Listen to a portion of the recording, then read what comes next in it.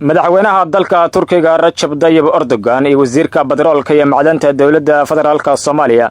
Cabdirasaaq Umar Maxamed ayaa ka qayb galay xaflad lagu sagootinaya markabka Oraag Ra'iis oo ah markab shidaal baaris oo laga leeyahay dalka Turkiga kaas oo ku soo wajahan xeebaha dalka Soomaaliya.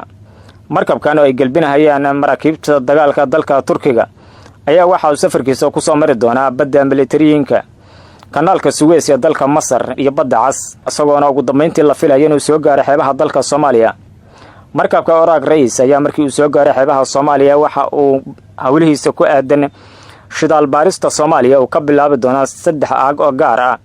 isagoona macluumaadka uu ka ururiyo 3 aag dib uga la noqon doona dalka Turkiga taas oo sahli doonta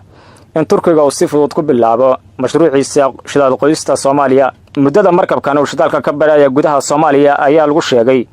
muddo 7 bilood ah sida lagu sheegay qoraal ka soo baxay dawladda federaalka Soomaaliya. markabkan shidaal baarista ee dawladda Turkiga u soo diraysa Soomaaliya ayaa yimid kadib markii bishii May ee sanadkan 2024 dawladaha Soomaaliya iyo Turkiga ay kala saxiixdeen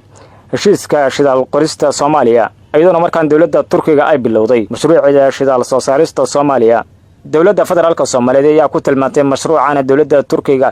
ee shidaalka lagu qodayo gudaha dalka Soomaaliya faa'iido aad u weyn wax badan ka tari doonta shaqaalaanta baasan ee dhalinyarada Soomaaliyeed haysata iyo sidoo kale dhaqaale la'aanta dalka la degtay.